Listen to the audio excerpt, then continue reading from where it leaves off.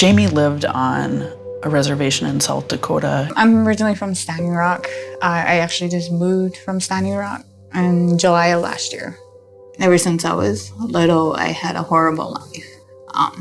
My parents were alcoholics. Sometimes living on a reservation, there's a lot of stuff with addictions and substance use that goes on. So we were always taken away by our grandparents.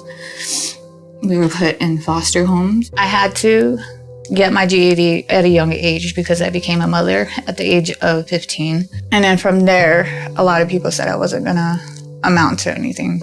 And not a lot of encouragement to do better. My dad was in and out of jail for domestic assaults on my mom. Watching my dad beat up my mom all the time was, I thought, like, basically what a relationship was. I thought that was marriage. My mom just basically drank all the time. One moment, they got drunk. And she said she felt like my dad was gonna kill her. I just turned my head. I didn't believe her. Until I saw her laying between the bed and the wall. I didn't want to believe it, but I knew that she was dead. Her whole world turned upside down in one day. After my mom passed away, I was homeless. I was in a really dark spot. I was very lost and lonely, scared. I actually wanted to die. I was pregnant with my son. It was gonna be her first grandson. She was so excited to meet him, and she passed away a month before his birthday. Having no guidance growing is very, very hard because you don't know if you're doing right. You don't know if you're doing wrong. I was bouncing place to place, city to city, town to town. I stayed with my son's dad for 7 years, and he made me feel like I was nothing. And then I started using drugs because then I wasn't feeling anything. What helped me stop using drugs, I had my oldest with me. She's always been right there. She took care of me when I was drunk. She sat there and watched me while I used drugs. And she said, "Don't leave me, Mom. Just don't leave me." That stopped me right there. I didn't want to leave my children behind like my mother left me. I did not want my children to feel alone and scared. And I knew I had to make my life better for them. I knew if I didn't move, I would actually probably be dead. When I met Jamie, she was only working at a fast food restaurant, only making $10 an hour. I'm a workforce development case manager with CAP-LP. I work with individuals to go through trainings at M-State. When you really dig into the reasons why people are living in poverty, it boils down to not having a living wage job.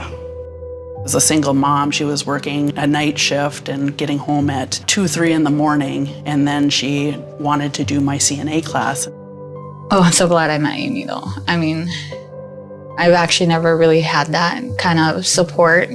At CAP-LP, we've really developed this workforce program as a solution to end that poverty that people have experienced.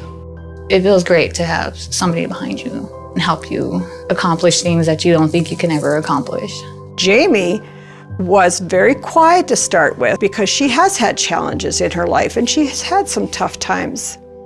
But she really wanted to be successful at this, and she was very good. That was the hardest part, I think, was actually doing the CNA class and holding a job. I hardly got any sleep around that time. She studied hard and she didn't fail. She went through it and she succeeded, and so she applied at jobs.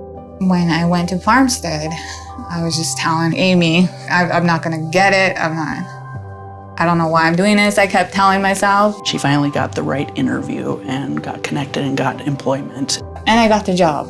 It was very fulfilling. Oh my goodness, I was just filled with joy. I can't even describe like being a CNA because it is so deep. You're actually helping another human being live. You're actually helping them take care of themselves. But also utilizing the Certified Nursing Assistant certificate and providing for her kids now. The approach that we've taken with the United Way and with our case manager is to really address all of those barriers that people have experienced, help them see that there's a brighter future for them and their family, and help them overcome all of those barriers. Community is important, and maybe it's not doing what I do, but giving to the United Way, and that's powerful. It's a very inspirational thing that, United Way does. It gave me a lot of motivation and actually a lot of inspiration to keep going. It feels great knowing that I'm living right by my kids and doing right by them. That's the most amazing thing. She's doing whatever it takes to make sure that her kids have everything that she did not have. No matter how hard life gets, you can just keep pushing through and make a beautiful life. Make the right decisions, and it's okay to make mistakes and make bad decisions, but you also can learn from it, and it's basically what I'm trying to teach them. I love my job. I really do. I love helping others, and if my story can help somebody, then I'd rather share it with the whole world.